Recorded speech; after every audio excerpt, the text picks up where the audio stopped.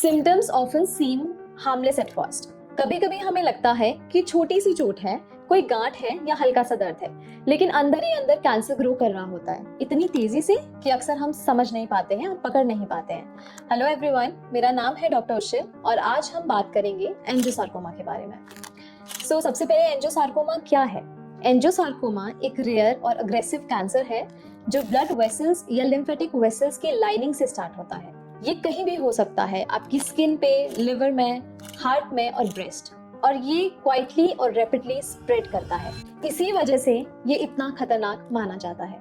जैसे कि मैंने पहले बताया था, ये ब्लड से स्टार्ट होता है और ब्लड तो पूरे बॉडी में ही रहता है, सर्कुलेट करता है, इसलिए इसका स्प्रेड भी बहुत फास्ट होता है।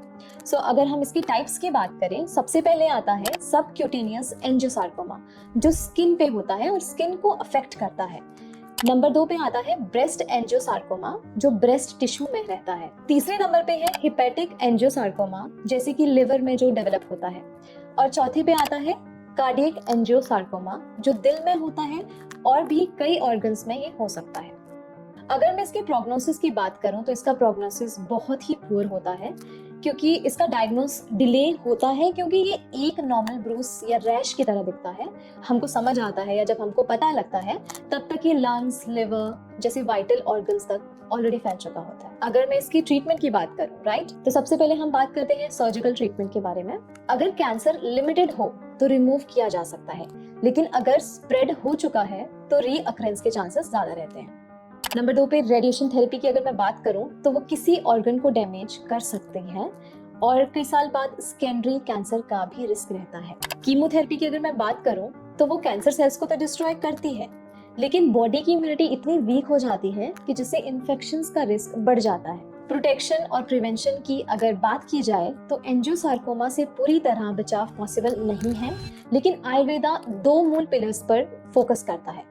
सबसे पहले आहार, दैट इज आवर डाइट, और विहार, दैट मीन्स आवर लाइफस्टाइल। जब आहार और विहार बैलेंस में होते हैं तो शरीर अपने आप को प्रोटेक्ट करता है। अब मैं बात करना चाहूंगी बहुत ही इंपॉर्टेंट 2 चीजों के बारे में, that is circadian clock, that means our biological clock of the body, और ऑटोफेजी। सबसे पहले हम बात करेंगे सर्काडियन क्लॉक के बारे में।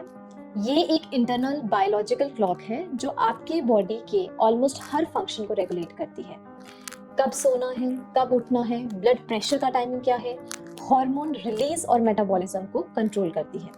सर्काडियन क्लॉक को इम्प्रूव करने के टिप्स, सबसे पहले नाइट में लाइट एक्सपोजर कम करें, स्पेशली स्क्रीन्स का, लाइक टीवी हो गया, मोबाइल का, लैपटॉप, और दूर रहें ऐसे चीजों से। डे नाइट में नेचुरल सनलाइट लेना बहुत ही इम्पोर्टेंट है।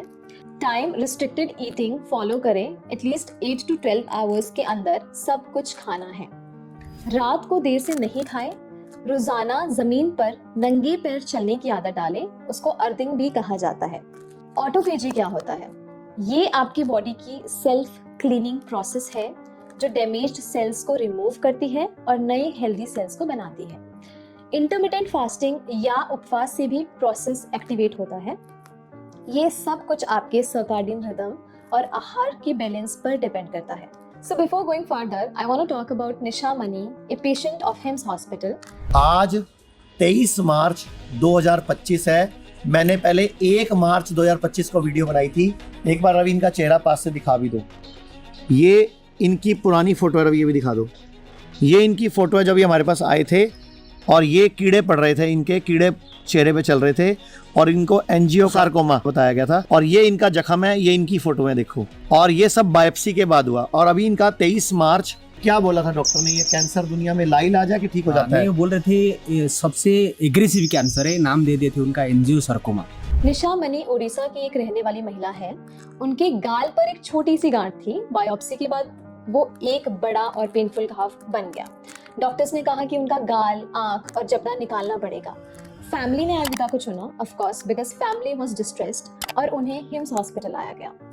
जब वो आई थी उनका वुंड खुला था और उसमें मैगेट्स मतलब कीड़े थे, लेकिन सिर्फ 12 दिन के अंदर आयुर्वेदिक ट्रीटमेंट में ही उनका घाव भरने लगा। मैगेट्स गायब हो गए और उनकी हालत काफी सुधर पाई। A true cancer survivor against angiosarcoma. Ayurveda का दृष्टिकोण। आयुर्वेदा में कैंसर को अर्बुद या ग्रंथि कहा गया है। इसके पीछे के कारण होते हैं विरुद्ध आहार, इनकम्पैटिबल फूड जैसे दूध और मछली एक साथ खाना, अग्निदोष, डाइजेशन पावर वीक होना, आम टॉक्सिन्स का जमा हो जाना, ये सब मिलकर बॉडी के स्रोतास एज इन चैनल्स को ब्लॉक करते हैं, जिससे एबनॉर्मल टिश्यू ग्रोथ होता है। Hymns Ayurveda treatment.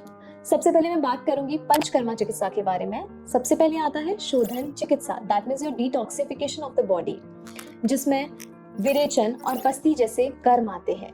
विरेचन पर्गर्शन को बोला जाता है और बस्ती मेडिकेटेड एनीमा। रोग प्रतिरोधक क्षमता का विकास, that means your immunity boosting. पुनर्जीवन औषधियां, that means your rejuvenation herbs, जैसे कि उसमें आ गया अश्वगंधा, गिलोय, गुड़ोची भी बोला जाता है उसे, आंवला, आमलकी। एंटी ट्यूमर हर्ब्स भी रहती हैं आयुर्वेदा में, उसमें आते हैं गुगलो, हल्दी, दैट मीन्स हरिद्रा और वरुण आदि चीजें। आयुर्वेदा का एम है बॉडी को डिटॉक्सिफाई करना, इम्यून सिस्टम को स्ट्रॉन्ग बनाना और कोई साइड इफेक्ट्स के बिना हीलिंग प्रोसेस को सपोर्ट करना। और अंत में आयुर्वेदा एक प्राचीन विद्या है जो रूट कॉज तक जाकर समस्या का समाधान करती है। अब समय आ गया है कि हम इस होलिस्टिक अप्रोच को पूरी तरह से आजमाएं ताकि हम एक स्वस्थ और बेहतर फ्यूचर की तरह बढ़ सकें। धन्यवाद।